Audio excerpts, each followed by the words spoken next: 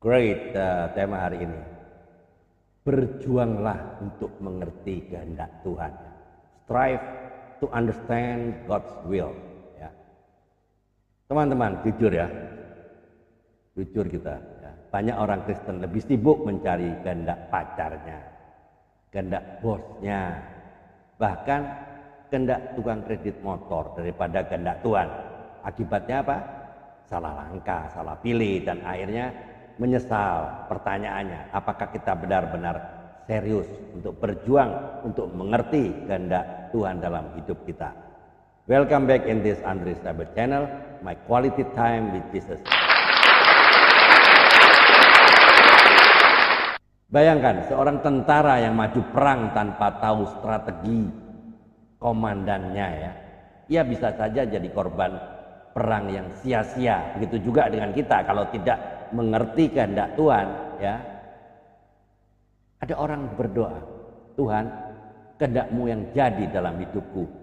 Tapi habis doa langsung buka aplikasi belanja online, lihat diskon, lalu bilang, ini pasti jawaban Tuhan.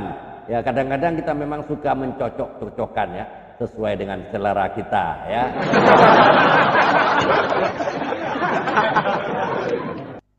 Ya, Efesus 5 ayat 17 berkata, sebab itu janganlah kamu bodoh, tapi usahakanlah supaya kamu mengerti kehendak Tuhan ya. Roma 12 ayat 2, berubahlah oleh pembaruan budimu sehingga kamu dapat membedakan manakah kehendak Allah ya.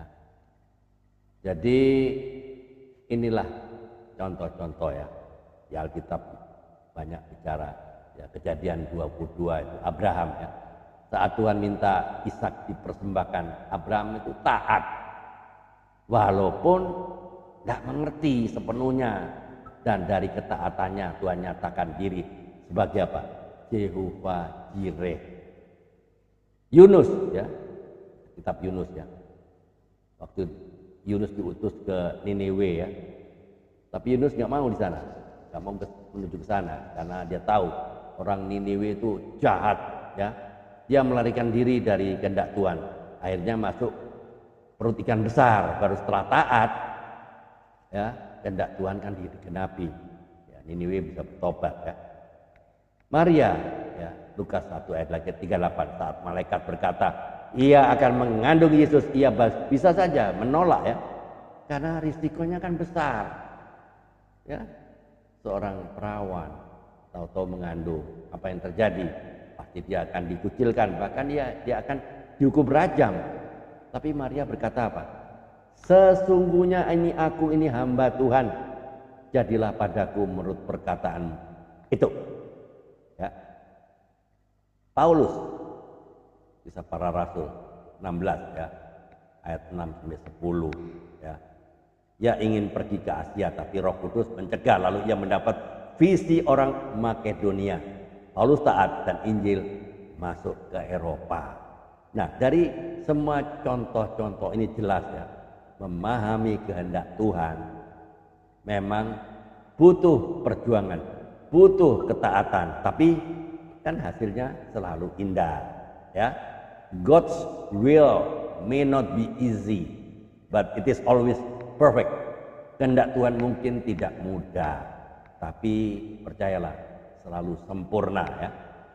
If you miss God's direction, you will face life destruction. Kalau kita salah arah dari Tuhan, kita akan menuai kehancuran ya. Knowing God's will not an optional, it is essential. Mengerti kehendak Tuhan itu bukan pilihan tambahan ya, tapi suatu kebutuhan yang utama. Itu pertanyaannya sekarang ya. Jawab jujur ya. Jawab jujur pada diri Anda sendiri.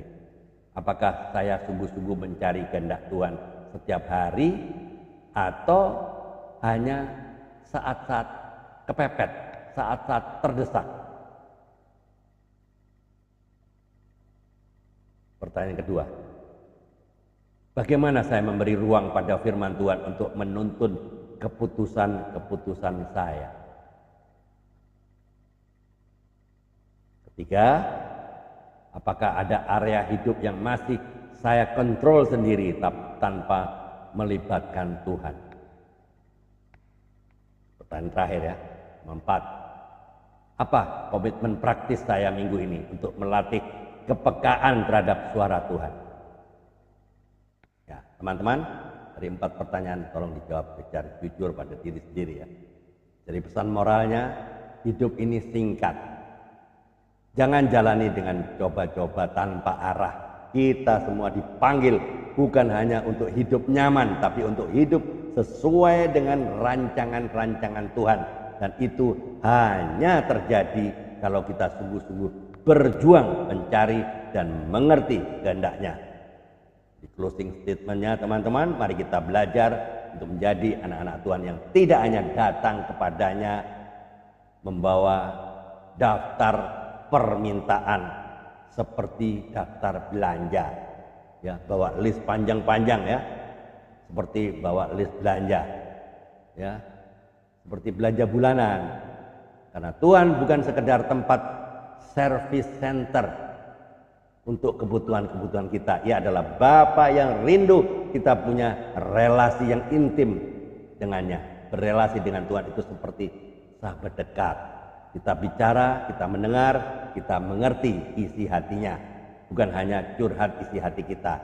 Kalau kita intim dengan Tuhan, kita bukan hanya tahu kehendaknya, tapi kita juga bisa hidup menyenangkan hatinya.